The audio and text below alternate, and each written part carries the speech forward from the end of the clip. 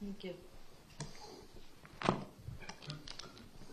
State would next call Mr. Tony Montalto. Good afternoon, sir. Please raise your right hand. Do you solemnly swear or affirm the testimony you're about to give is the truth, the whole truth, and nothing but the truth? I do. Thank you, sir. You can put your hand down. Please state your full name for the record. Anthony Vincent Montalto. Okay, state whenever you're ready. Mr. Montalto, is there something you'd like to say on your daughter Gina's behalf? Yes, there is. Please do so. I will begin with some positives by thanking the Eagles Haven team for helping our families endure the hours spent in the courthouse. By thanking you, Judge Scherer, for presiding over the trial with all its twists and turns, as well as keeping the press at bay while allowing them to inform the public. You were as compassionate as the law allowed to our families. Thanks to the state attorneys that prosecuted this case for your dedication, your professionalism, and constant communication with our families. To the Victims Advocates team, thanks for sitting with us, letting us vent our frustrations and answer an untold number of questions, from what to expect next to where is prosciutto. This case, with 17 innocent students and teachers murdered at school, is why we have the death penalty in Florida's laws. If the jury had followed that law, if the jury took in the evidence presented, there is only one logical and fact-based outcome. Sadly, the jury ignored the facts and went with emotion. They worried about how they would feel if this murdering bastard was put to death by the state of Florida for committing this heinous crime. They were selfish and misguided and allowed prisoner number 0893407 to avoid the punishment he deserved. The jury was worn out and did not want to be sequestered. The jury instructions were complex, and I believe these factors combined and led to a less than thorough deliberation process. Did they consider what kind of message their verdict sent to our nation's students and teachers when they found a way to excuse the murder of Gina and the others? Did they consider how they would explain their verdict to the siblings of the victims, as my wife and I struggled to do? The current requirement for a unanimous decision for a death verdict is tough to meet.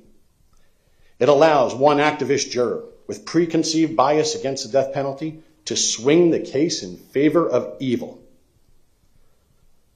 Once one juror shows sympathy, decides that they can't live with the tough decision to hold a murderer, and in this case, a mass murderer, accountable, it relieves the others and allows them an avenue to avoid voting for the death penalty. The vote is not to put a random individual to death. It is called the death penalty because it's supposed to be imposed due to the actions of the convicted murderer. Assuming that's supported by facts, as the jury acknowledged clearly in this case.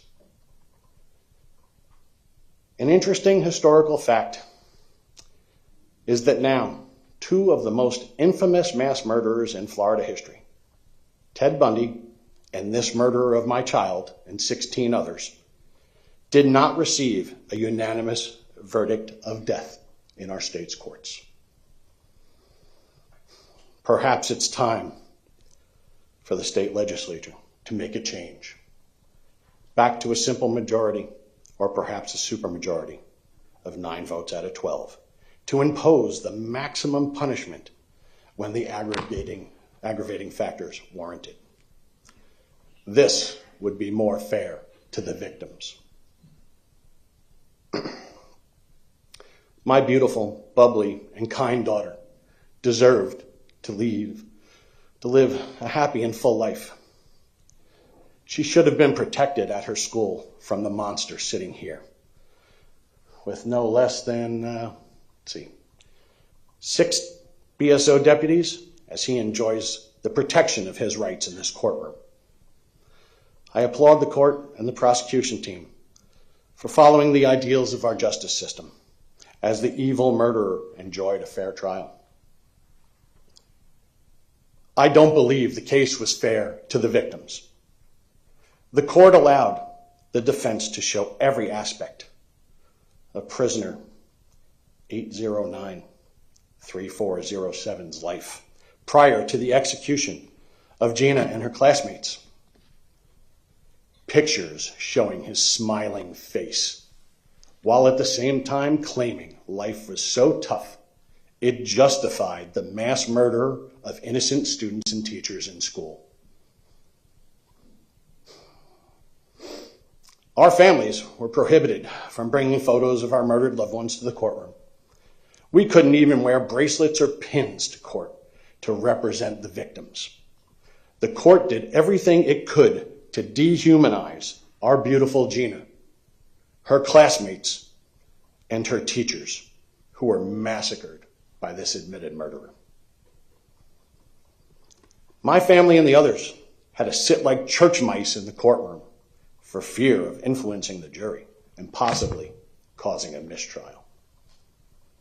We all showed amazing grace and decorum as we learned the terrible things this murdering bastard did to our children, spouses, and fathers. The justice system even stops the jury from considering our victim impact statements. How could it be a fair trial when the only people who can speak for the victims, those who cannot speak for themselves, have the jury instructed to disregard our words? The system is biased against the victims. It trampled the First Amendment rights of my family in a misguided effort to protect the perpetrator of these heinous crimes. This injustice must be fixed. The victims' rights must be recognized. As for the defense team, you had a job to do. You had no case because the facts of the cold, calculated, horrific actions should have sealed this mass murderer's fate via the law. Somehow, though, you all managed to be petty and marginally professional. You disrespected the court in words and action. You laughed and joked with the twisted and purely evil man you defended. You brought in talented out-of-town personnel to bolster your team and help represent the murderer of my child. No expense was spared as you sought out experts in established and in questionable science, many of which you did not use as you chose to prey on the jury's emotions. What was the cost of prisoner 089-3407's defense to the taxpayers of Broward County? That number has yet to be revealed.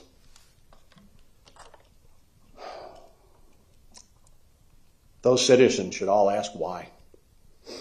Why was so much effort put towards this prisoner, while in this very building, the same week his verdict was read, 2 other murderers were sentenced to death for their crimes? Quite frankly, you had no right to ask this jury for mercy. He showed no mercy when he shot my forever 14-year-old Gina in the chest, just as he thought about doing when he searched the internet for months before. The dirtbag even came back and shot her on a second pass.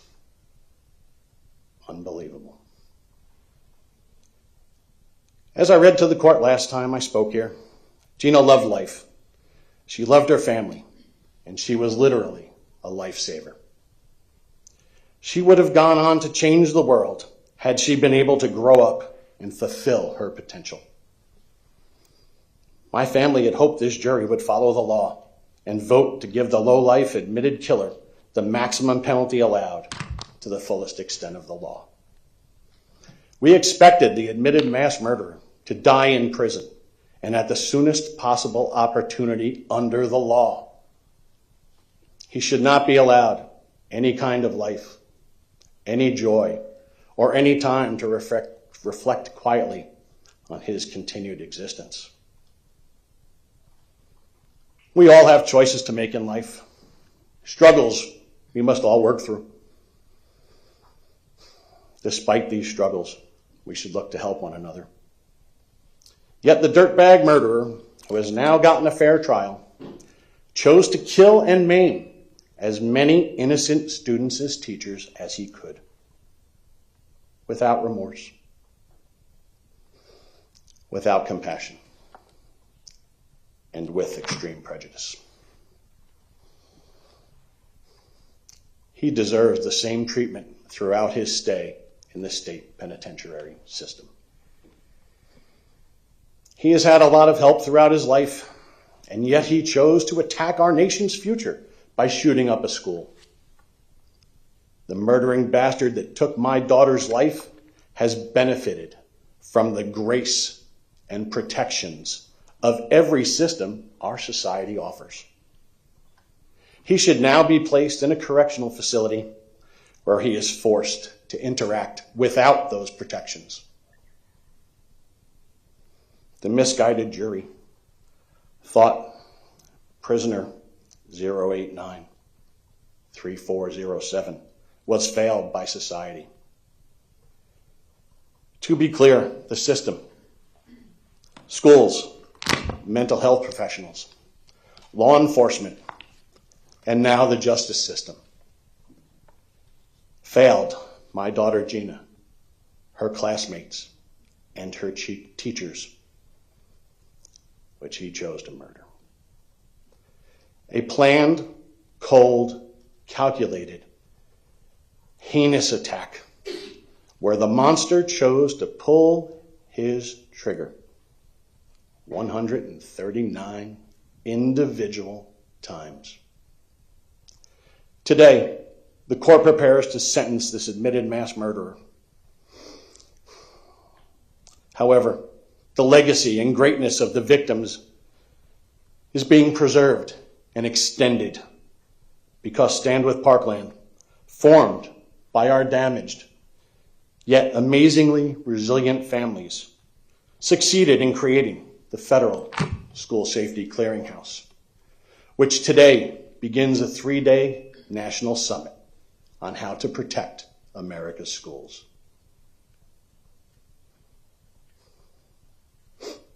As for my wife, Jennifer, my son, Anthony, and our entire family, we will remember Gina every day. We will honor her memory at every opportunity. We will work to make our nation's schools safer for other students and teachers. And the Gina Rose Montalto Memorial Foundation will help others achieve their goals, spread kindness, and keep Gina's light shining for all in this world to see. Thank you. Thank you, sir. Thank you, Mr.